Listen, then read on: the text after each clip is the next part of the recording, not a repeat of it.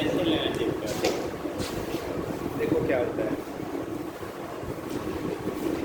जो potential energy की वजह हम लोग स्टडी करते हैं वो होता है कि जो ऑब्जेक्ट है, ठीक है, अपनी की पोजीशन से कितना डिस्प्लेस हुआ है, जिस फ्रेम ऑफ रेफरेंस के स्पेक्ट में स्टडी कर रहे हैं उसकी पोजीशन के बेस पर हम लोग डिसाइड करते हैं पोटेंशियल एनर्जी। जैसे काइनेटिक एनर्जी बोला गया था, ठीक है, कि वो डिपेंड करता था किस पे, उसकी वेलोसिटी पे, उसका मोशन क्या हो रहा है, वेलोसिटी कितनी होगी उस पर डिपेंड करता था। वैसे ही पोटेंशियल एनर्जी उसकी पोजीशन पे डिपेंड करता है। किस पर डिपेंड करेगा?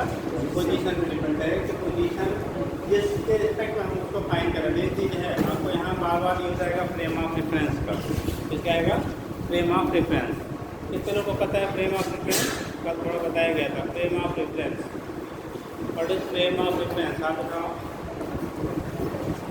फ्रेम ऑफ रेफरेंस किसे कहते हैं? फ्रेम ऑफ रेफरेंस हाथ उठाइए।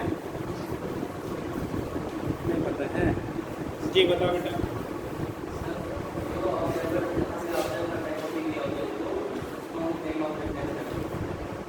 मतलब बेटा जिस सरफेस के रिस्पेक्ट में हम किसी ऑब्जेक्ट की स्टडी करते हैं, किसी पार्टिकल की स्टडी करते हैं, जिस सरफेस जिसको हम लोग जैसे मान लो ये है, ठीक है, तो उस केस में उसे भी कहा जाता है फ्रेम ऑफ रेफरेंस। अगर कुछ नहीं दिया गया है, डिनोटेड नहीं है, तो उस केस में हम लोग यह को माना जाता है बेटा फ्रेम ऑफ रेफरेंस। किसको मानेंगे? यह को treated as a frame of reference, ठीक है। कब? अगर कोई वहाँ पे डिफाइंड नहीं है।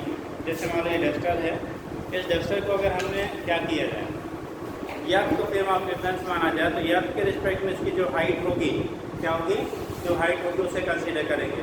अगर हमने अपने हाथ पे रखा है तो उसके रिस्पेक्ट में करेंगे तो फ्रेम ऑफ रेफरेंस हमें ये देंगे, तो हाइट आपका क्या होता है, ठीक है, यहाँ से आप मेजर करोगे। हमने टेबल पे रख दिया, अगर टेबल के रिस्पेक्ट में फाइंड करना है तो ये कंडीशन होगी, या हमने टेबल से ऊपर रखा है बट टेबल के रिस्पेक्ट में अगर हमें फाइंड करना है इसकी पोटेंशियल एनर्जी कितना है, तो आपको क्या यहाँ से आप हाइट क्या हाइट मेजर करेंगे या से नहीं करेंगे। तो जिस सरफेस के रिस्पेक्ट में आपको तो क्या करना है, फाइंड आउट करना है, उसी को नाम देते हैं फ्रेम ऑफ रेफरेंस। जैसे कंडीशन है, आप मान लो बजे टाइप पे यहाँ पे हो, ठीक है, इस पोजीशन पे हैं, तो अगर आप ग्राउंड के रिस्पेक्ट में अपना क्या निकालते हैं, पोटेंशियल एनर्जी निकालते हैं एयर के रिस्पेक्ट में, तो एयर से जो हाइट है आपको उसे कंसीडर करना होगा। बट आप टेबल पे यानी कि सीट पे बैठे हुए हो, उसके रिस्पेक्ट में फाइंड करना है, तो क्या वहाँ से जो हाइट होगी। अब एक चीज़ थोड़ा सा ध्यान रखेंगे, जो हम लोग स्टडी करते हैं तरीके भी क्या पोटेंशियल एनर्जी mgs के equal to gravitational potential energy. तो mgs में जो h होता है ना, वो हमेशा हाइट मेजर की जाती है, जो भी फ्रेम ऑफ रेफरेंस दिया है वहाँ से उस ऑब्जेक्ट के सेंटर ऑफ मास की हाइट होती है, इसके सेंटर ऑफ मास। इसीलिए जब हम लोग यहाँ पे डिफाइन करते हैं तो पार्टिकल के लिए बोला जाता है। इसके लिए पार्टिकल के लिए, पार्टिकल के लिए बोलने का सेंस होता है कि पार्टिकल की जो साइज़ होगी वो बेटा हम लोग नेग्लिजिबल कंसीडर कर लेते हैं। पार्टिकल वो छोटी होगी तो एक्चुअल जो हाइट होती है वही हम ले लेते हैं।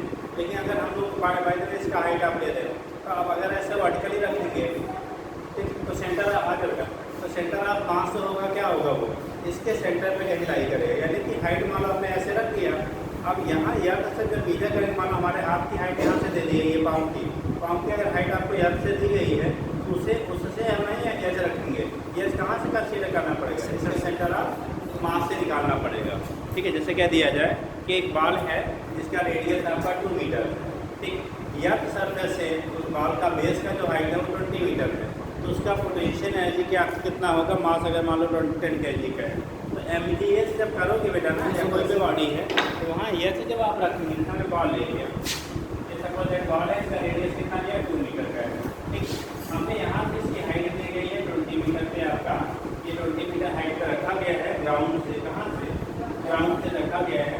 अब पूछा जा रहा है कि इसका मास अगर मान लो 10 किलोग्राम का है, कितने का है, 10 किलोग्राम का है, तो बेटा जो ग्रेविटेशनल पोटेंशियल एनर्जी होता है कौन सा पोटेंशियल एनर्जी, ग्रेविटेशनल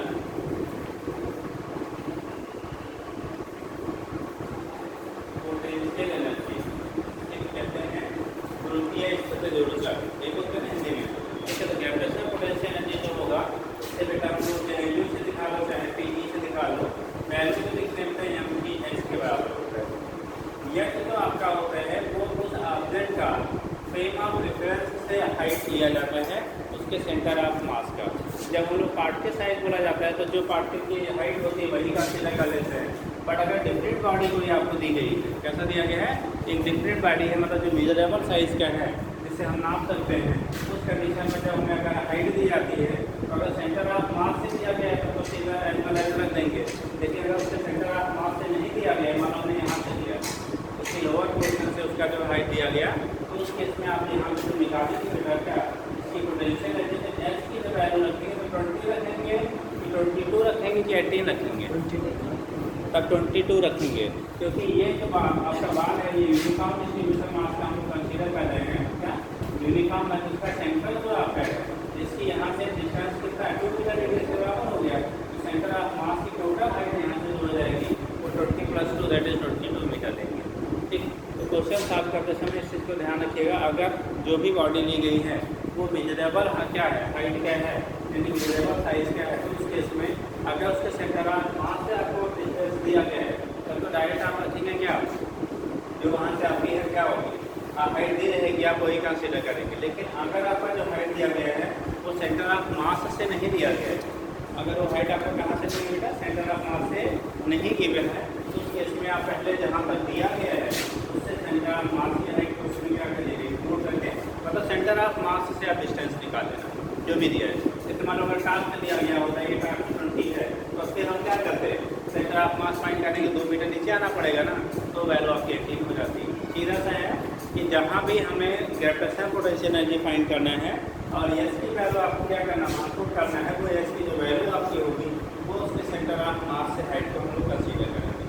ठीक है, तो पॉइंट आप याद रखिएगा, हो जाएगा। कुछ लोग गायब थे बेटा, ऐसे लोग जो एब्सेंट थे लगातार इधर 2-4 दिन खड़े हो जाते, जो भी लोग एब्सेंट थे, अरे वो सबका चेहरा याद है, खड़े हो जाते पीछे, आपको कराई थी ना कल आगे पेपर दे के गायब हो गए थे, अच्छा रेस्ट कर रहे थे, स्ट्रेस को दूर कर रहे थे। कितना क्वेश्चन किया 120, सही कितना किया पता ही नहीं चला। हाँ 100 तो भरे थे, तो 180 भरे होते हैं यार, क्या 200 भरे होते हैं, उस पर लिख देते हैं ना। ठीक, तो कोई आप 180 तक कर लीजिए ना। हाँ जी बेटा कहाँ थी, अरे तभी रख तो एक काम कर दिया करिए, ऐसे हो जाएगा खाला का हर जगह थी सुना है पहले के ज़माने में जो होता है ना मौसी के घर को खाला का दर्द होते हैं मॉडल उसमें सोसाइटी में, ठीक हम लोग मौसी का घर बोलते हैं, तो वहाँ आना जाना मतलब 24 आवर्स के लिए होता पुराने ज़माने में, अभी वो भी स्ट्रक्चर है। ठीक, उस कंडीशन में वैसे आपको ये हो जाएगा जब मर्जी आप वहाँ जाओगे, जब मर्जी आप गायब हो जाओगे। ठीक, आपको पहले बोला गया था ना, बोला गया था 40 कितने थे 51 इंटू नंबर ऑफ डेज, कितने दिन हो गए जी, एब्सेंट देखिए कितने दिन हुए 5 से 30 प्लस 5 यानी 6, 303, 306, कौन देगा मम्मी पापा आप, टेंशन हो रहा है ना, इसलिए काम कर दिया गया, आपकी बात माफ करना चाहिए आपको। ठीक, आपको इतना ही बोला गया है बेटा, अगर आप नहीं आ पाते तो एक काम ऐसे अपने नाम से डाल दीजिए या आप कॉल करिए, बट कॉल करने के लिए डे टाइम में थोड़ा सा क्लास टाइम में नहीं तो कॉल कर दिए तब क्लास से डिस्टर्ब हो जाए। ठीक है, तो मैसेज डाल दिया करिए, कम से कम पता तो रहे आप नहीं आ रहे हो। ठीक नहीं पता लगा घर वाले सोचे बेटा गया है क्लास गया है, और क्लास वाले सोचे बेटा घर में बैठा हुआ ना था, घर है ना तो क्लास में है। ठीक, चलिए तो कंडीशन क्या आपका होता है बेटा, यू की वैल्यू कितनी हो गई एम के बराबर हो गया, यू का वैल्यू क्या हो गया एम के बराबर हो गया, और हाइट हम लोग क्या कंसीडर करना है हमेशा सेंटर ऑफ मास से। इसीलिए जब फार्मूला डिस्क्राइब किया जाता है तो पार्टिकल सिस्टम के लिए दिया जाता है, क्योंकि जब पार्टिकल होगा तो उसकी हाइट के रिस्पेक्ट में साइज जो होगी वो नेगलिजिबल होगी, तो हम वही कंसीडर कर लेते हैं, कहीं से देता है तब भी। ठीक है, लेकिन अगर नहीं है तो आप फिर इसको कंसीडर करिएगा। दूसरा चीज़ होता है बेटा, ये तो ग्रेविटेशनल पोटेंशियल एनर्जी की बात हो गया, दूसरा आप लिखते हैं इलास्टिक पोटेंशियल एनर्जी, मतलब स्प्रिंग सिस्टम के लिए। इसी स्प्रिंग सिस्टम की जब हम पोटेंशियल एनर्जी की बात करते हैं बेटा, तो इलास्टिक पोटेंशियल एनर्जी हम लोग लिखते हैं इलास्टिक पोटेंशियल एनर्जी। यहाँ पर हम मेरा डायरेक्ट ले लेते हैं क्योंकि जी की वैल्यू कांस्टेंट होता है, कांस्टेंट कंसीडर किया जाता है मेजरेबल हाइट का, तो सीधा हम ये लिख देते हैं। लेकिन जब स्प्रिंग सिस्टम के लिए बात किया जाता है बेटा, तो हम इसको हम इंटीग्रल मेथड से फाइंड आउट करते हैं। कैसे डिवाइड करके लिखवा देगा। अरे मैं छापो ठीक। जब यहाँ पर क्या आया पोटेंशियल की बात करेंगे मीटर में, कोई मान लीजिए स्प्रिंग है, एक स्प्रिंग सिस्टम में मान लो समथिंग ओरिजिनल लेंथ इसकी एल ले लिया और स्प्रिंग कांस्टेंट की वैल्यू बेटा के ले लिया। ओरिजिनल लेंथ स्प्रिंग का कितना है, एल है, स्प्रिंग कांस्टेंट की वैल्यू के है। कल थोड़ा सा कहानी आपको सुनाया गया था कल परसों में, जब स्प्रिंग को आप चाहे स्ट्रेच करिए चाहे कंप्रेस करिए, दोनों कंडीशन में हमें क्या लगाना पड़ेगा, नेगेटिव सुबह करना पड़ेगा। ठीक है, स्ट्रेचिंग में भी और कंप्रेशन में भी। ठीक, अगर उसके नेचुरल लेंथ से आप उसके दिफा क्या करते हैं, शिफ्ट करते हैं, चाहे राइट चाहे लेफ्ट कहीं भी आप ले जाते हो। इस केस में ये इसका एक्चुअल लेंथ है बेटा। ठीक, मान लो इसका हमने थोड़ा सा स्ट्रेच कर लिया, आपने सलाह पढ़ा होगा उसका, तो सुना है किसी ने सलाह पढ़ा है कि नहीं यार? सलाह पढ़ा है किसी ने? सुना ही नहीं, पढ़े हैं ना? अच्छा, याद किसको है? चलिए पीछे पहले देविया बता दो, बता बेटा आप ही बता दो। हाँ हाँ, आप ही बता दो।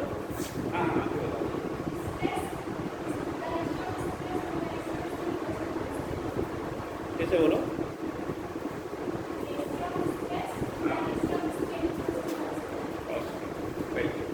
उसी को डिफरेंट केसेज में हम लोग क्या मॉडल्स आप इलास्टिसिटी कह लेते हैं। अब आप पढ़े होंगे एक model, bulk models and shear models. ठीक है, अभी आगे बताया जाएगा, लेकिन कम से कम कुछ चीज़ आपको मालूम होनी चाहिए। ठीक है, सब कुछ आप जो टाइम ड्यूरेशन आपके पास है उतने में मैनेज करना थोड़ा सा दिक्कत है। ठीक है, बार बार जब पहला लेक्चर हुआ था तभी पूरा करिए, घर से पढ़ के आया करिए, लेकिन ऐसा दिखता है 2-4 लोग भले आते हो, बाकी तो सब ठीक। कितने लोग पढ़ के आते हैं तो आज की डेट में कितने लोग पढ़ के आते हैं? अंदाज लगाना, नहीं तो बाल झड़ जाएंगे। आपको बच्चे सबसे बड़ा टेंशन होकर बाल झड़ जाएगा। ये अगर झड़ने वाली कहानी होगी सही है, ये अभी हाथ लगा लोग पढ़ के आते होंगे, तो साइड नीचे हो जाते। कितने लोग वैसे में का अरे नहीं चलेंगे यार, मैं तो सही से कितने लोग पढ़ के आते हैं रोज? कभी कभी रोज पढ़ के आते हैं, तो अच्छी बात है। बाकी लोग तो नहीं पढ़ते, पढ़ के आया करिए बेटा। देखो दो चीज़ें हैं ईमानदारी से, या तो आपको इतना पहले से पता हो, ठीक, कि बेसिस हर चीज़ आपका क्लियर हो, तो आप नहीं पढ़ के आते तो भी काम चल जाता है। लेकिन अगर नहीं पता है, क्योंकि जो पिछले 2 साल का टाइम गुजरा है वो बड़ा एजुकेशन के लिए एडवांस कंडीशन था। ठीक है, कुछ लोगों ने पढ़ा, कुछ लोगों ने कुछ नहीं पढ़ा, कुछ लोगों ने आधा चीज़ से पढ़ा। जो भी आपने पढ़ा, अगर नहीं पढ़ा है तो उसको आप थोड़ा क्या पढ़ के आया करिए, और जो पढ़े हैं वो भी पढ़ के आएंगे तो उसका भी फायदा है, उनका नुकसान नहीं हो जाएगा कि अगर कोई पढ़ा है जाएंगे हम तो पढ़े हुए हैं। ठीक है, तो उस केस में क्या होगा, जो भी आपके डाउट रहेंगे पहले आप पढ़ के आओगे तो क्या क्या चीज़ें आपको डाउट हो रही हैं आपके दिमाग में रहेगा। अगर समझाते समय आपको चीज़ नहीं समझ में आई, आपको इसी इमीडिएटली पूछ लीजिए, वो क्लियर हो जाएगा। ठीक है, दूसरी चीज़ है जो आप एक बार पढ़ के आएंगे तो जब समझाएगा तो क्वेश्चन कैसे अराइज होता है वो चीज़ आपको तो समझ में आ जाएगी। ठीक है, और जब आप क्वेश्चन लगने लगेंगे आपको, तो जैसे कोई बात से समझाएगा उससे क्वेश्चन अगर आप लगा ले रहे हैं, इतना ही सिलेक्शन के लिए ज़रूरी है बेटा। आप कॉन्सेप्ट आपका क्लियर हो, उस पर आपका क्वेश्चन लग जाए। अगर क्वेश्चन लग जा रहे हैं, कॉन्सेप्ट आपको क्लियर है, तो फिर आगे बहुत कुछ नहीं आता है। अपने पेपर में जो दिए हैं देखे हैं, जो नहीं दिए हैं आप पड़ोसियों से मांग के देख लीजिए। ठीक है, तो ऐसा कुछ नहीं आता कि बहुत बड़ा वो पहाड़ टाइप का होता है। ठीक है, लेकिन उसके लिए आपको पढ़ना पड़ता है, ऐसा भी नहीं है कि बिना पढ़े भी हो जाए। ठीक है, अगर आप रेगुलरली मेहनत कर रहे हैं तो कोई भी चीज़ इम्पॉसिबल नहीं है, बट उसके लिए आपको थोड़ा सा करना पड़ेगा। और सबसे बड़ी बात है कि पढ़ के आइए, जाके फिर क्वेश्चन करिए। कहानी खाली है नहीं कि यहाँ से लिख लिया, फिर जाकर उसको पेयर कर रहे हैं, फिर उसको क्या सुंदर बना रहे हैं, उसके बाद कहें मम्मी पापा हमको बहुत पढ़ते हैं, उस पढ़ाई कोई मतलब नहीं है। ठीक है, आप जाइए एक बार, आप नोट से या जो भी चीज़ें हैं बुक से देख लीजिए, उसके बाद क्वेश्चन लगाइए। अप्लीकेशन करेंगे तभी क्लियर होगा, जब तक क्वेश्चन नहीं करेंगे ना तो उसी पर पूछ दिया जाएगा, फिर भी आप नहीं कर पाएंगे। ठीक, इसलिए जितना ज़्यादा क्वेश्चन करेंगे उतना ज़्यादा आपका कॉन्फिडेंस होगा, स्पीड बढ़ेगी, एक्यूरेसी बढ़ेगी। ठीक है, और जब तक नहीं करेंगे तब तक प्रॉब्लम बनाते हैं। ठीक, वैसे थोड़ा सा लोग जो लोग न्यूमेरिकल नहीं लगाएंगे उसके लिए डरावना होगा, लेकिन वो अगर आप लगाने लगेंगे तो 1-8 हफ्ते में मैनेज हो जाता है। ठीक, शुरुआत में थोड़ा पेन लेना पड़ेगा, लगाना शुरू किया पहले क्वेश्चन नहीं आया, सबसे बड़ी दिक्कत तो यही होती है। तो लगाना शुरू किया पहले ही नहीं आया, ठीक, अरे पहले नहीं आया दूसरा लगाया, तीसरा लगाया, जब तक ना क्या या लग जाओ कि अरे एग्जाम में तो हो नहीं कि टाइम में देखना है, लग जाओ या अरे ऐसा नहीं, ठीक है। तो वो चीज़ें हैं, अगर फिर भी नहीं लगता है तो आप पूछ लीजिए, ठीक। फिर भी नहीं लगता है तो पूछ लीजिए, थोड़ा सा टाइम यहाँ कम है, बट ये है जब पूछेंगे तो कुछ ना कुछ बताया ही जाएगा आपको, ठीक है। अरे एक क्वेश्चन नहीं तो कुछ आपको बता ही दिया जाएगा। चलो देखो क्वेश्चन स्प्रिंग की हम बात कर रहे थे बेटा। अगर इस स्प्रिंग को आपने स्ट्रेस किया डेल्टा एक्स या एक्स जो भी है, ठीक है, एल भी है यहाँ डेल्टा एल ही लेते हैं, एक्स के कंट्रोल करेंगे एक्स ही लेते हैं, ठीक। तो इस केस में क्या होगा बेटा, आपने इतना मतलब इसके लिए एक एक्सटर्नल फोर्स लगाया होगा, ठीक, और उस एक्सटर्नल फोर्स की वजह से ये स्ट्रेस होकर यहाँ तक पहुँचा, इस पर एक रीइंफोर्सिंग फोर्स डेवलप होगा बेटा, क्या मालूम ने फ्लैश ले लिया, ठीक है। और उसने बताया था कि स्प्रिंग पे लगने वाला जो फोर्स आपका फ्लैश की वैल्यू होगी वो माइनस के इंटू यक्स के बराबर होगा, यक्स इसमें इलांगेशन होगी, यक्स क्या होगा आपका इलांगेशन, जितना इसके लेंथ में हमने चेंज किया है, ठीक है। ये चेंज ही लेंथ हुआ, होता क्या है बेटा, यहाँ पे हम लोग राइट एंड ये सीख लेते थे, यहाँ पे क्या होता है क्योंकि जैसे जैसे यक्स की वैल्यू चेंज होगी वैसे वैसे हमारा क्या यक्स की वैल्यू बदलती रहती है, यक्स कांस्टेंट नहीं होता है। यहाँ पे जी की वैल्यू हमारी कांस्टेंट हम लोग कंसीडर कर सकते हैं, बट यहाँ पे एफ की वैल्यू कैसा होता है, वेरिएबल होता है, एफ की वैल्यू आपकी चेंज होती रहती है। जब एफ की वैल्यू बेटा चेंज हो रहा है तो उस कंडीशन में हम ऐसे डायरेक्ट नहीं कर सकते हैं कि डब्ल्यू बराबर जैसे वहाँ पे लिखते थे क्या एफ इक्वल एक्स, ये लिखते थे ना W equal to F X, but यहाँ पे आपको direct W equal to F X का नहीं लगा सकते हैं। रीजन क्या है, क्योंकि वो फार्मूला हम लोग W equal to F X का पढ़ते हैं बेटा, या पी टू एफ का पढ़ते हैं, जब हमारा फोर्स की वैल्यू कैसा होता है, कांस्टेंट रहते हैं। फोर्स की वैल्यू जब कांस्टेंट होता है तब डायरेक्ट फार्मूला हमारा जितना डिस्प्लेसमेंट है और जितना फोर्स लगा के आप डायरेक्ट फाइंड आउट कर लेते हैं, ठीक। लेकिन यहाँ पे फोर्स की वैल्यू जैसे जैसे इसकी लेंथ में चेंज होगी वैसे वैसे फोर्स की वैल्यू भी क्या होगी, आप वेरी करेगी, चेंज होती रहेगी, ठीक। तो उस केस में अगर आपका फोर्स का वैल्यू में चेंज हो रहा है तो डायरेक्ट हम नहीं करते हैं, तो ये कंसीडर कर लिया जाता है कि अगले सेक्टर में आने से स्मार्ट डिस्टेंस क्या किया और इलांगेट किया इसके आगे, ठीक, जितना आपने पहले खींचा था इसके बाद इसको और वेरी स्मॉल डिस्टेंस को और भी हमने क्या किया, इलांगेट किया, ठीक। इसको और भी हमने क्या किया बेटा, इलांगेट किया। मान लीजिए वेरी स्मॉल डिस्टेंस हमने यहाँ तक इसको ले आया, इसको डी एक्स मान लिया, कितना मान लिया बेटा, डी एक्स मान लिया। ये डी एक्स की वैल्यू इतना स्मॉल कंसीडर किया जाता है कि इस इलांगेशन में आपके फोर्स की वैल्यू क्या कांस्टेंट कंसीडर किया जाता है, होता नहीं है प्रैक्टिकली, ठीक है। लेकिन उसे हम जब इस डी एक्स की वैल्यू वेरी स्मॉल ले लेते हैं तो ये एज्यूम कर जाता है यहाँ से यहाँ तक आपकी जो फोर्स की वैल्यू है वो क्या है, कांस्टेंट। और जब कांस्टेंट होगा तो उस केस में हम लोग वाटर का डी डब्ल्यू की वैल्यू होगी बेटा एफ डैश इंटू क्या कर लेते हैं, डी एक्स के बराबर कर लेते हैं। तो एफ डैश की वैल्यू कितनी हो है, माइनस के, माइनस साइन केवल हम माइनस हटा दे रहे हैं, फिर माइनस साइन केवल रिप्रेजेंट करता है बेटा क्या, उसके अपोजिट डायरेक्शन को ध्यान रखना है। माइनस साइन केवल रिप्रेजेंट करता है कि जो बॉडी है जिस डायरेक्शन में हम डिस्प्लेस कर रहे हैं उसको, स्प्रिंग को जिस डायरेक्शन में शिफ्ट कर रहे हैं उसके अपोजिट डायरेक्शन में आपका क्या कहलाएगा, रीस्टोरिंग फोर्स डेवलप होगा।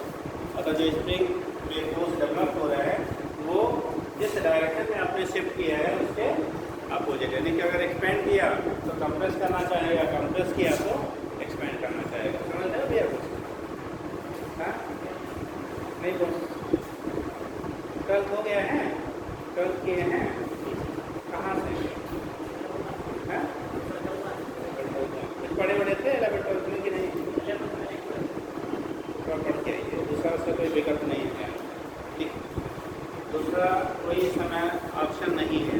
जैसे भैया दो चीज़ें होती, देखो आपको बोला गया है रोज़ का जो आपको टाइम शेड्यूल मिलता है, ठीक है, वो टाइम में से 45 मिनट है जो गवर्नमेंट के अकॉर्डिंग है, बट फिर भी जो टाइम हो पाता है 50-55 एक घंटे तक हो जाता है, हम मैनेज करके हम लोग पढ़ा देते हैं, ठीक। हम लोग का जो एक्टिव टाइम इंटरवल है 45 मिनट का ही है पीरियड, ठीक। तो उस कंडीशन में क्या होता है, हम उस टाइम इंटरवल में आपको पहले बताया था 2 साल का सिलेबस तो 40% एप्लीकेशन बताना है, इसलिए आप देखते हैं कि बहुत जो वैसे नॉर्मल चीज़ें होती है उस पर अवॉइड करना पड़ता है, तो सब कुछ उस टाइम में आपका पॉसिबल नहीं है, ठीक है। अब उसी चीज़ के लिए जैसे आप क्या इंस्टीट्यूट में जब जाते हो तो वहाँ पे हम लोग रेगुलर 2 घंटे का टाइम दिया जाता है, वो भी रेगुलर, ठीक है, तब जाके प्राइमरी कंप्लीट हो पाता है। अब वो चीज़ आपको 45 मिनट में करना है, वो भी बहुत सारे गवर्नमेंट के एक्स्ट्रा छुट्टियाँ भी होती है, इसके लिए आपको थोड़ा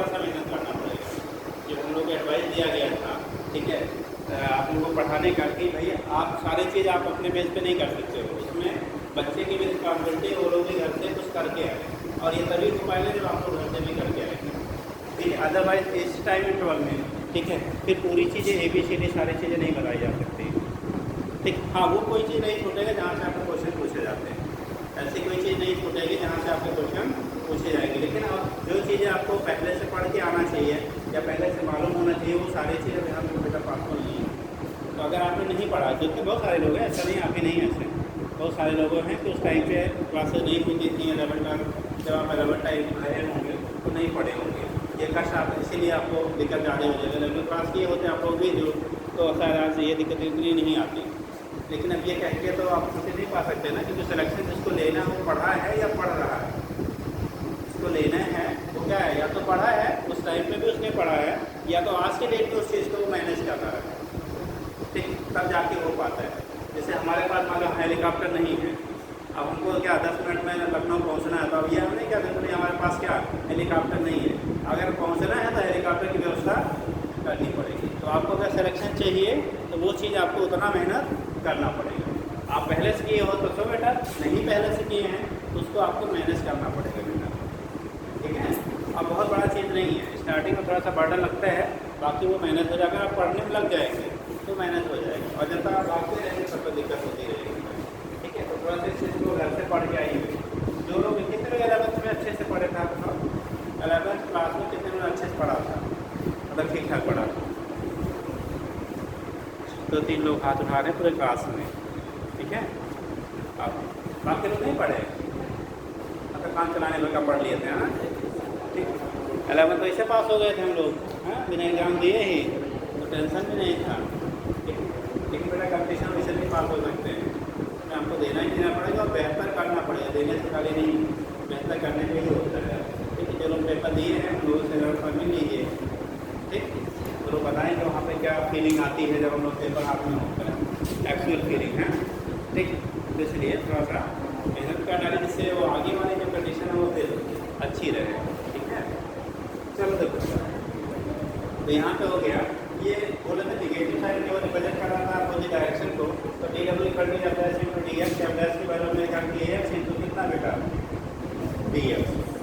ये DW की वैल्यू है, मतलब ये स्मॉल क्या इनफाइनाइट को स्मॉल डिस्टेंस को शिफ्ट करने में हमारा क्या किया है। ठीक है, वर्क डन की वैल्यू टोटल डिस्टेंस अगर आप यहाँ से यहाँ तक X आपने डिस्प्लेस किया है, कितना किया है X डिस्प्लेस किया है, तो W की जो वैल्यू होगी बेटा, ये मान लो 0 से लेकर X तक हमने डिस्प्लेस किया, ये होगा KX इंटू बेटा DX। और इंटीग्रेट जब करते हैं तो पावर एक क्या होता है बेटा, पावर में क्या होता है, एक का इंक्रीजमेंट हो जाता है, पावर एक ऐड हो जाता है, और जो पावर आता है उससे क्या करते हैं डिवाइड कर लेते हैं। आपको बोला था इंटीग्रेशन डिफरेंशिएशन के 2 ही बेसिक फार्मूले हैं जिससे मैक्सिमम क्वेश्चन हमारे हो जाता है। ठीक है, 5% के लिए या 5 से भी कम 2% मान लो के लिए आपको फिर थोड़ा सा डीप में जाना पड़ता है, और उतना डीप में जाने के लिए पूरा आपको कैलकुलेट करना पड़ता है। ठीक है, और वो भी कभी कभी आते हैं। ठीक, तो उस केस में अगर आप बहुत नहीं जानते कैलकुलस, तो खाली सिंपल सा तो एक इंटीग्रेशन एक डिफरेंशिएशन जानते रहिए, उसी का डबल डिफरेंशिएशन कर लीजिएगा। भाई मैं डिफरेंशिएट किया फिर से कर लिया, मैथ वाले डायरेक्ट आंसर रखते हैं, आप एक इसका बढ़ा के रखिएगा, बस इतना होगा। ठीक है, बाकी आपका काम चल जाता है उधर से। ठीक है, आपके नीट में अब डायरेक्ट आपका क्या मोस्टली आपका सिंगल डिफरेंशिएशन होता है, कभी कभी डबल डिफरेंशिएशन पे क्वेश्चन बनाए जाते हैं, तो वो लोग डायरेक्ट आंसर लिखेंगे एक स्टेप में। अरे भाई आप उतना कैलकुलस नहीं 2 महीना पढ़े हैं तो आप 2 स्टेप में लिख लेना है, आप इतने आएगा, वो भी कभी कभी आता है। ठीक है, चलो देखो तो इस केस में क्या करेंगे, इंटीग्रेट करेंगे बेटा, तो KX इंटू DX, तो पावर एक ऐड हो जाएगा, जो पावर आता है वो बाई में आ जाएगा, तो आ जाएगा बेटा कितना, यानी कि इसका हो गया कितना हम हो गया X²/2, लिमिट 0 टू कहाँ है X।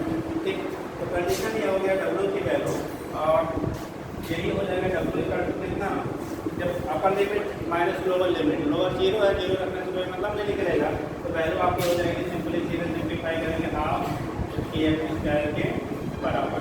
यही जो वर्कडन है वो स्टोर होता है इन द फॉर्म ऑफ क्या, इसके फॉर्म में लिखते हैं this work is stored in the form of potential energy spring system. जो आपका स्प्रिंग सिस्टम है उसके पोटेंशियल एनर्जी के फॉर्म में ये हमारा क्या होता है, स्टोर हो जाता है। तो यहाँ पे जब लोग करेंगे तो U बराबर ये हो जाएगा W, तो U बराबर कितना आ जाएगा, हाफ के एफ स्क्वायर। यानी स्प्रिंग सिस्टम के लिए अगर हम पोटेंशियल एनर्जी की वैल्यू फाइंड करनी है तो वो लिखते हैं U इक्वल टू हाफ के एफ स्क्वायर के बराबर होता है। ठीक है, यह यहाँ चेंज इन क्या है, लेंथ दिया जाता है। तो चीज़ ओरिजिनल मीन पोजीशन से जो उसमें आपने क्या किया है, लेंथ में चेंजेस किया है, उसे को हम लोग लक्ष्य कह देते हैं। ठीक, तो देख लीजिए थोड़ा सा, तो फिर आगे बताया जाए। देखिए potential energy, potential energy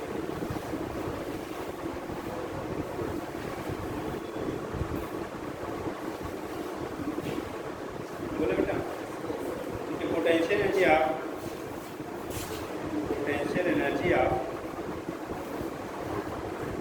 potential energy of any system, any system,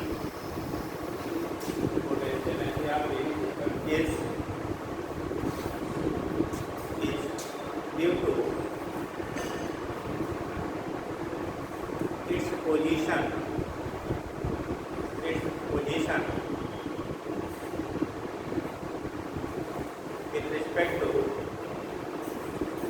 its position with respect to, with respect to frame of reference, bracket में कर लो, with respect to frame of reference,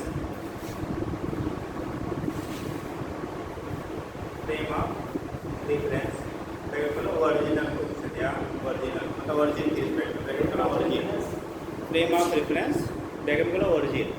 जैसे यहाँ पे स्प्रिंग सिस्टम, जैसे आप frame of reference का मतलब हम लोग यहाँ पे क्या ले लेंगे, जहाँ पे ये ओरिजिनल लेंथ था, ठीक है, तो इससे आपने कितना शिफ्ट किया, ऐसे ग्रेविटेशनल के लिए लिया तो या तो हमने क्या ले लिया, फ्रेम ऑफ रेफरेंस कह लिया। ठीक है, तो वो चीज़ें जिसके रिस्पेक्ट आप निकालते हो। ठीक है, it is again divided in, it is again divided in following types, it is again divided in following types, again divided in following types। पहला लिखिएगा बेटा gravitational potential energy, gravitational potential energy,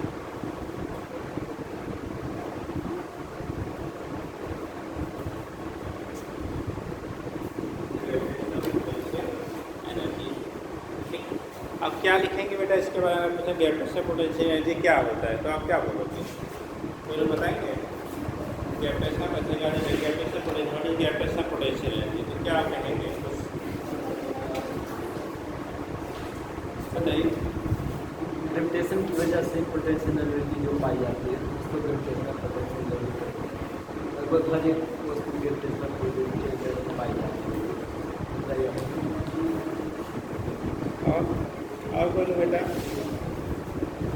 कोई लोग आओ, ग्रेविटेशनल पोटेंशियल एनर्जी क्या होता है,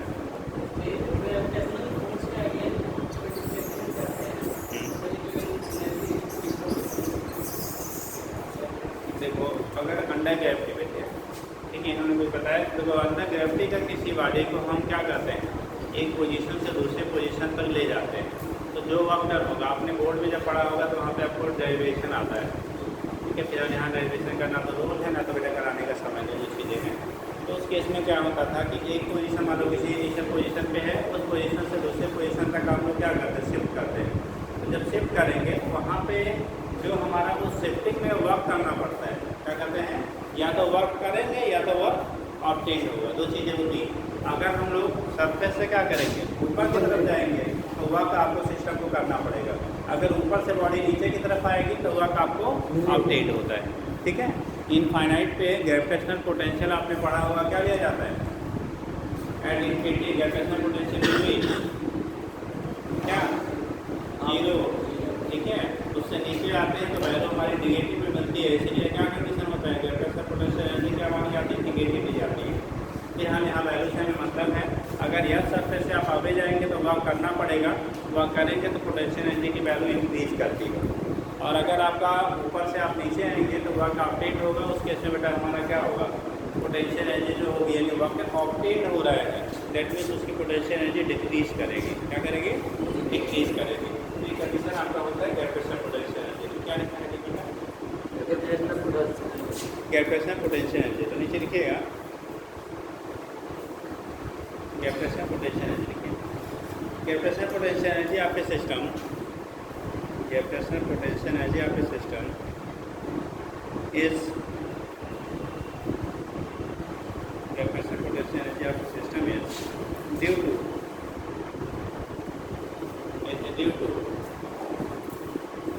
गैरप्रेशनल potential energy आपके system is due to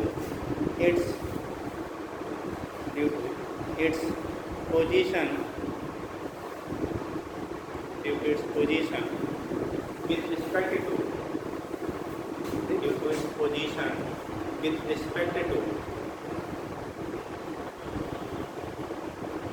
due to क्या लिखा बेटा? पोजीशन विथ रिस्पेक्ट टू क्या? Frame of reference. ब्रैकेट कर लेना, फ्रेम ऑफ रेफरेंस ब्रैकेट कर लिया ईयर। अब अगर नहीं दिया है तो यह बोलेंगे, और दिया है तो उसके respect with respect to frame of reference. ईयर ब्रैकेट में ईयर पृथ्वी हो गया। विद रिस्पेक्ट टू क्या लिखा बेटा? ईयर लिख लिया। तो ये कंडीशन आपका होता है, यहाँ से दिखा देते हैं। ठीक है यार, अब डायरेक्ट यहाँ हम फार्मूला यूज करेंगे बेटा। Gravitational potential energy if a body of mass m, if a body of mass m, if a body of mass m is put over earth surface at height h from the earth surface at height h सीधे कर दो तो दिखाइए h। देखिए then its potential energy is given by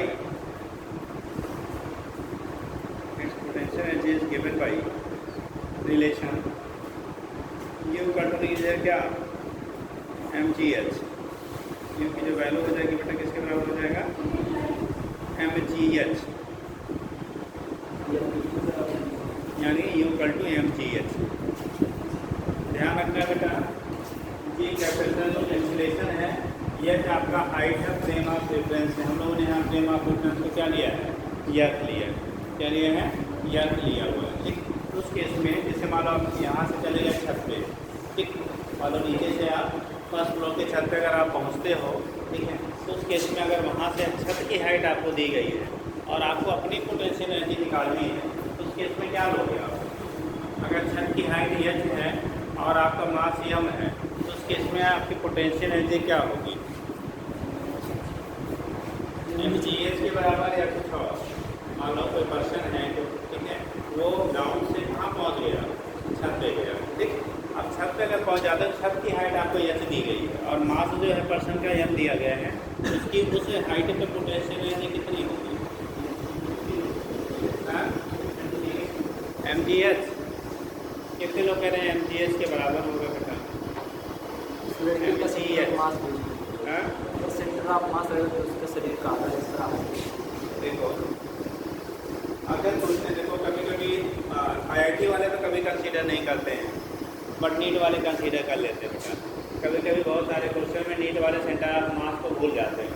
ठीक, तो उस case में अगर उस पर्सन की आपको हाइट दी गई है, उस पर्सन की क्या दी गई है? हाइट अगर क्वेश्चन में दिया है, इसका मतलब फिर उस पर्सन के सेंटर ऑफ मास से आपको क्या निकालना होगा?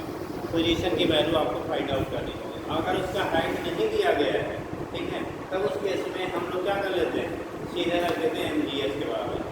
ठीक, लेकिन अगर पर्सन का आपको हाइट दिया गया है कि पर्सन इतना फीट का है, ठीक है, तो उस केस में जनरल वे में आपको सेंटर ऑफ मास कहाँ होती है पर्सन की? आधे पर्सन के सेंटर ऑफ मास कहाँ पे लाई करता है?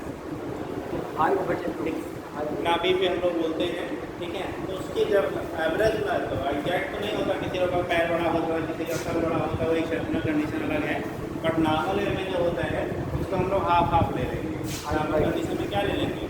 अगर हाइट दी है तो हाइट का position of centre of mass question का दिया है तो जो दिया रहेगा वही ले लीजिएगा। तो क्वेश्चन के अकॉर्डिंग बहुत सारे क्वेश्चन ऐसे आते हैं जहाँ पे क्वेश्चन के अकॉर्डिंग डिसाइड होता है उसका आंसर क्या होगा।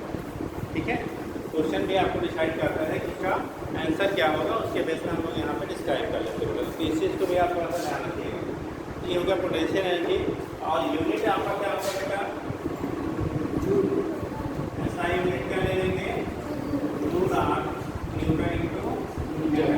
डायमेंशन वही होगा जिसका वर्क का होता है mLT के पावर माइनस mL² के पावर माइनस 2 हो गया। तो यूनिट डायमेंशन हमारा रिमेज क्या रहेगा, सेम रहेगा। यूनिट और डायमेंशन जो होंगे वो क्या रहेंगे आपके, सेम रहेंगे। ठीक, यहाँ से दिखा रखा पोटेंशियल एनर्जी। अब एक क्वेश्चन इस पर कर लीजिए और कोई ना कोई लोग बेटा क्वेश्चन की बुक ले आएगा, जो भी है किसी के पास, ठीक है, क्वेश्चन की बुक ले आएगा। इससे क्या होता है, डाटा आपको क्या पहले से क्या जो डाटा उसमें दिए जाते हैं, डाटा पहले से क्या उस पर साफ करके चेक हो चुका होता है। अभी ऐसे बोलने पर कभी कभी कुछ ऐसे डाटा हो जाते हैं जो बड़ा टेढ़े मेढ़े हो जाते हैं कैलकुलेशन। फिलहाल इस क्वेश्चन में तो कोई प्रॉब्लम ऐसी नहीं है, लेकिन कभी कभी दिक्कतें रहती हैं। हिंदी में बेटा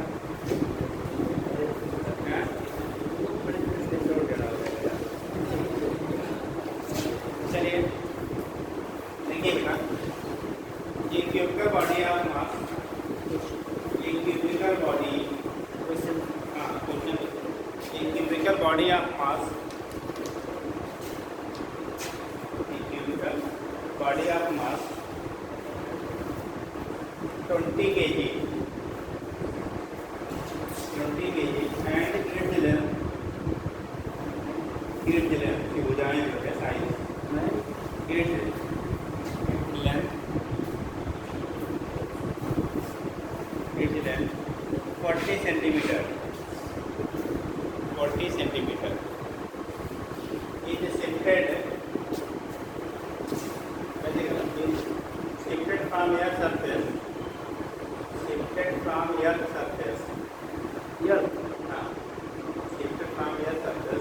to a height 50 meter. Then to a height 50 meter, then calculate work done. Then calculate work done. In this process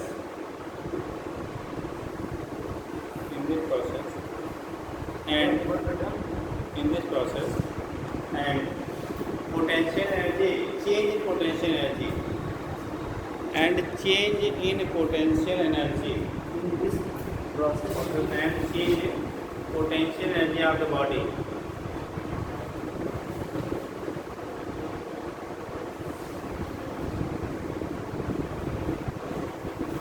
Is potential energy of the body during this process. So understood है मेरा, during this process मतलब यहाँ से वहाँ तक ले जाने में पोटेंशियल एनर्जी में परिवर्तन कितने का यह निकालिए।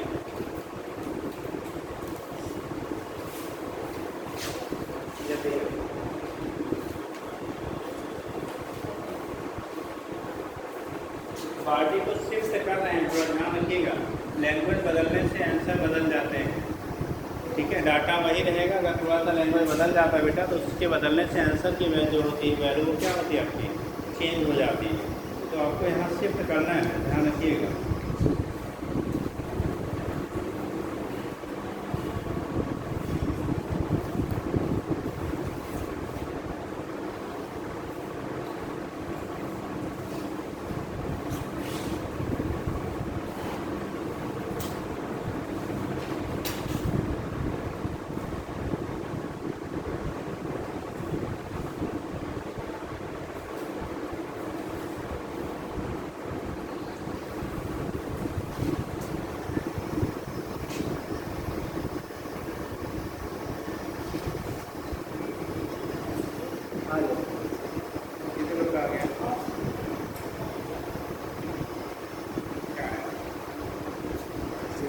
हाइट दिया गया था, कितनी हाइट पे शिफ्ट किया गया, ये दिया है ना 50 50 मीटर निकालिए, क्या आया? चेंज 19,960 19,960। अब पोटेंशियल एनर्जी कितनी होंगी वहाँ टोटल? टोटल पोटेंशियल एनर्जी कितनी होंगी? टोटल सम करके और किसी का?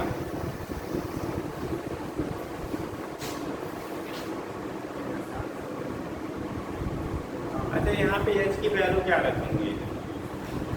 50.01 या 50 बोला गया था ना, 50 रखा जाए, 50.01 रखा जाए। 20 सेंटीमीटर का उसका क्या दिया गया? डिस्टेंस दिया गया था। तो सेंटर ऑफ मास कंसीडर करेंगे या नहीं करेंगे, क्या होगा? जल्दी बताओ, जल्दी बताइए।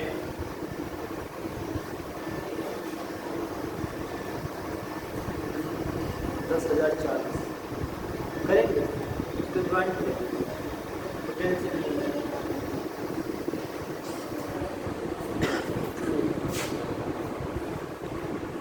टोटल पोटेंशियल एनर्जी सब दूसरा चेंज दूसरा। चलो देखो, सुनिए बेटा, क्वेश्चन क्या कहा गया था? जो भी बॉडी है आपकी, बॉडी है, बॉडी है,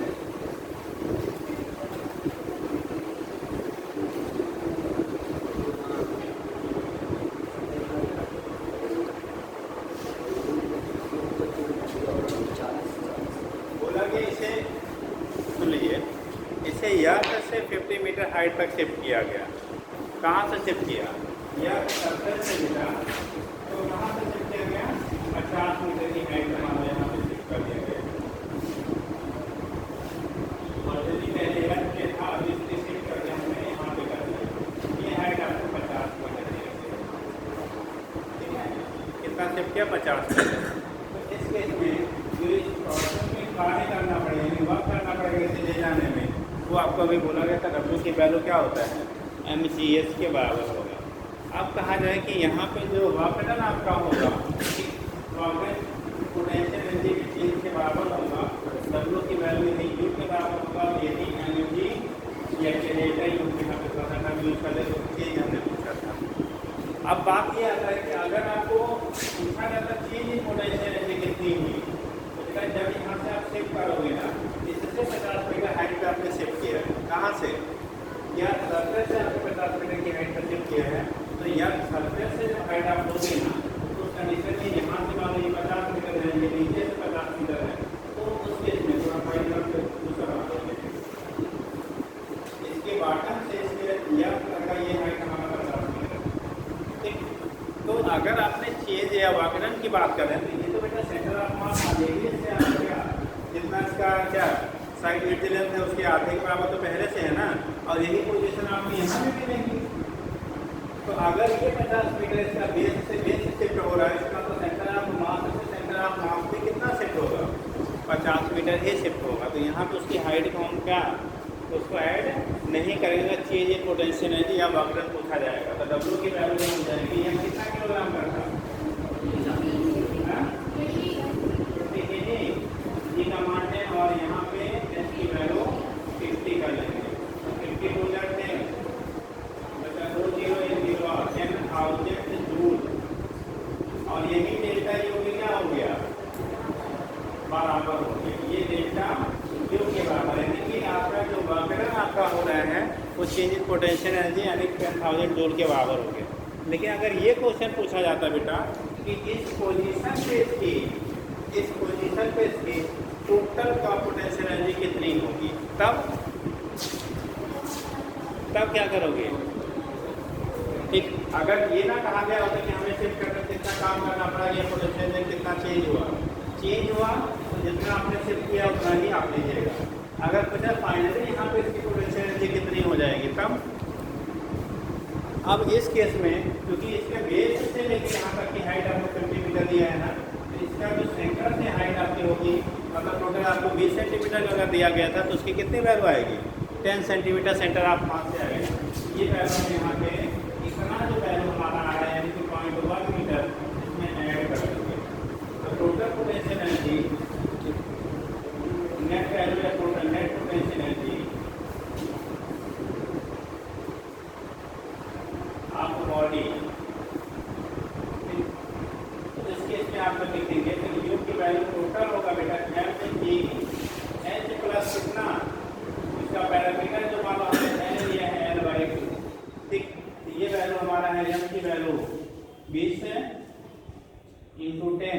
एच की वैल्यू 50 और प्लस इसकी वैल्यू हो गई 20/20 सेंटीमीटर था। 0.2 बाई क्या 2 मतलब हो गया पॉइंट आगे निकाल दीजिएगा। ठीक, तो ये वैल्यू आपका आ गया 200 इंटू 50 पॉइंट कितना 1। अब मल्टीप्लाई करोगे तो 0 0 2 1 जा 2 0 2 5 जा 10 डेसिमल 1 डिजिट लगा देना बेटा। अब वैल्यू हो गया 10020 इतना जूल हो गया, यानी 10,020 जूल हो गया बेटा। तो टोटल पोटेंशियल एनर्जी उस साइड पे कितना होगा तो 10,020 joule. Change in potential energy अब अवगुणन कितना करना पड़ा तो कितना आया 10,000 आया। दोनों क्वेश्चन का मतलब समझे कि फिर से बता दें। अच्छा पहले नोट कर लो बेटा, जल्दी करो। हिंदी में तो क्वेश्चन तो समझ जाते कि सर ये से उठा के यहाँ की तरफ किया गया, हमें लगा सेंटर से किया गया। हिंदी तो बोल देते हैं। नहीं सर क्वेश्चन नहीं समझ पाए, लेकिन मेथड पता कैसे स्टार्ट। अगर ये ऐसा पता हो तो कर ले जाते। दिख रहा है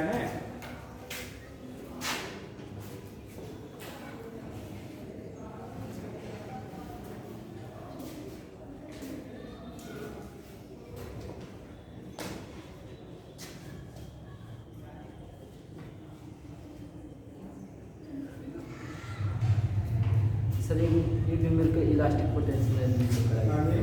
इलास्टिक पोटेंशियल एनर्जी। अरे पहले ये वाला हो जाएगा, जल्दी करिए, बारिश आने वाली है।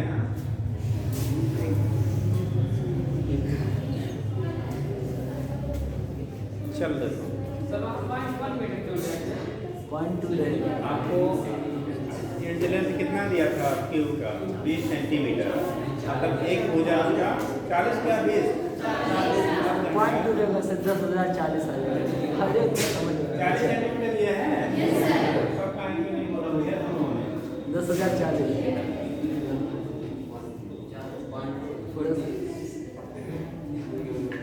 बदल जाएगा बेटा। 40 दिया गया, हमने बोला कि लेंथ 30 तब उन्होंने क्या है तो हो गया बेटा। तब यहाँ पे क्या लेंगे, अगर 40 सेंटीमीटर है आपका तो सेंटर ऑफ मास की हाइट होगी वो बेस से कितने पे आएगा 20 सेंटीमीटर 0.2 आएगा। ठीक, चलिए समझ ले बेटा क्या कहना था। जैसे बोला गया ना एक बॉडी है हमारे यर्थ के सरफेस पे, हमने उठाया इसको 50 मीटर हाइट के ले गए भाई। यर्थ के सरफेस पे रहे होंगे तब भी तो उसके सेंटर ऑफ मास की हाइट वो जितना उसका क्या साइड है उसके आधे के बराबर होगा। उस पोजीशन से आपने कहाँ पहुँचा दिया उसको 50 मीटर हाइट, यानी बेस को 50 पे पहुँचाया तो सेंटर ऑफ मास भी 50 का चेंज हुआ। जैसे ये ले लो, ऐसे समझ लो। समझाते समय बेटा थोड़ा सा बोर्ड की तरफ क्या नज़र होनी चाहिए, नहीं तो फिजिक्स समझ नहीं पाओगे। ये कंडीशन है, जैसे मान लो हमने इसको रखा, ठीक, अभी हम ग्राउंड से ले लेते हैं, यहाँ रखा हुआ है ना, चलो देख लेते हैं। ठीक है, नहीं तो मतलब नहीं है यहाँ रखने का, हाथ रखते हैं तो फिर हमें ले जाना पड़ेगा ना। चलो यहीं देखते हैं बेटा। वाह, दिख रहा है सबको। अभी बेटा ये मान लो एज ए ग्राउंड मान लेते हैं, या फिर से मान लेते हैं इसका सेंटर मास में कहीं यहाँ होगा ना। इस बॉडी को उठाया यहाँ से 50 मीटर पे पहुँचा देगा। आप कहोगे 50 थोड़ी है, मान लो 50 है, हम लोग सब कुछ मान ही लेते हैं। ये 50 मीटर हाइट का हमने यहाँ से शिफ्ट कर दिया, तो इसका 50 मीटर शिफ्ट किसका हुआ, बेस टू बेस। तो अगर बेस टू बेस 50 शिफ्ट हो रहा है, यानी सेंटर ऑफ मास भी तो उतना ही शिफ्ट हुआ, क्योंकि पहले भी सेंटर ऑफ मास इसके आधे पे रहा होगा, तो अभी भी उतने पे रहेगा। तो यानी कि इसके सेंटर ऑफ मास की जो शिफ्टिंग हुई वो 50 मीटर हुई। और जो वाकरण हम लोग करते हैं ना, वो चेंज इन पोटेंशियल एनर्जी के क्या हो जाएगा, बराबर होगा। तो जब हमें वाकरण पूछा गया कितना करेगा इस प्रोसेस में ले जाने में, तो वो उसके चेंज इन पोटेंशियल एनर्जी के बराबर हुआ बेटा, और वो mgh के बराबर हुआ। h की वैल्यू यहाँ पे कितना लिया हमने 50 लिया। लेकिन अगर ये कहता बेटा कि जब हमने कहाँ से ले गए कोई मतलब नहीं है, हम उस हाइट 50 मीटर पे, ठीक है, इसके बेस का 50 मीटर हाइट है, तो उस केस में इसका पोटेंशियल एनर्जी टोटल कितना हो जाएगा। तो यहाँ तक तो हमारा हाइट 50 मीटर है बेटा, इसकी आधी लंबाई भी तो है ये। तो सेंटर ऑफ मास टोटल आपने 40 लिया, तो इसका centre of mass 20 centimetre, 20 centimetre मतलब 0.2 मीटर। तो इसके सेंटर ऑफ मास से टोटल जब डिस्टेंस निकालेंगे तो उस कंडीशन में कितना हो गया 50.2 मीटर हो गया। तब पोटेंशियल एनर्जी निकालेंगे तो इस बॉडी का उस पोजीशन पे एक्चुअल जो पोटेंशियल एनर्जी है वो मिले, वो चेंज नहीं है, वो एक्चुअल टोटल जो है वो वैल्यू मिल जाएगा। तो क्वेश्चन क्या बोला जाता है उसके अकॉर्डिंग आंसर हमारे क्या होते हैं, बदल जाते हैं। इस चीज़ को थोड़ा सा आप ध्यान रखिएगा, ठीक है। अगला देखिएगा इलास्टिक पोटेंशियल एनर्जी, इसको इधर कर भैया।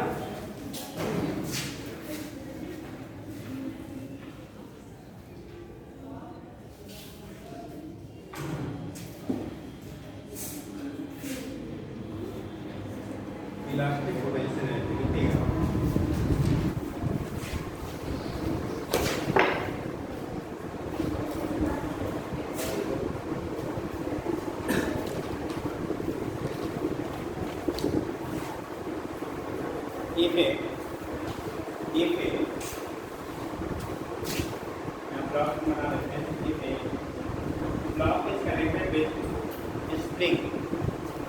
If a block is connected with a spring having spring constant K, if a block is connected with a spring having spring constant K and natural length L, spring constant की value बेटा K है और उसकी natural length की value कितनी है L, and it's natural length is L। if body is displaces through distance, through distance x,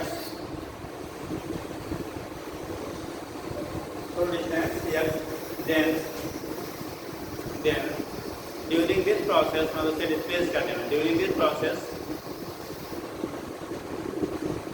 work is done against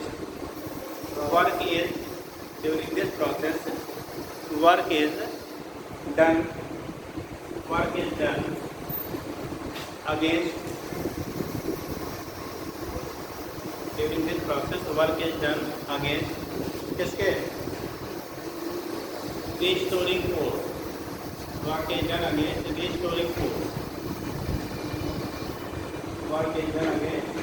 restoring force, okay. restoring force के against में क्या होगा आपका वर्क होगा, work is done against restoring force, ठीक। तो work done आपका होगा अगेंस्ट किसके, restoring force। क्या लेट आ रही भैया,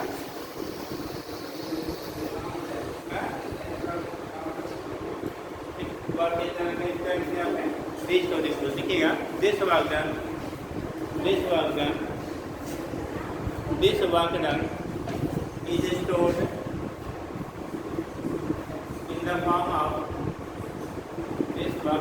stored in the form of potential energy of spring system। वैसे बेटा बना लो और यहाँ से देखिए क्या करेगा, potential energy of spring system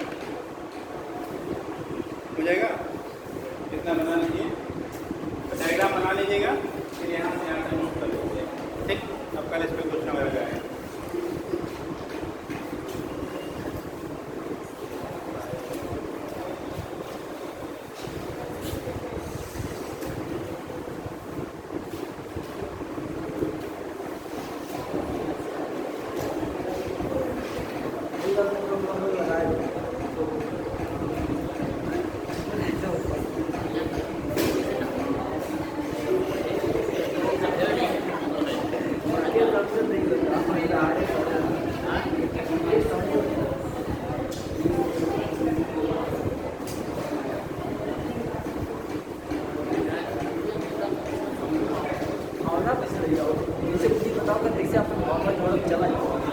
जैसे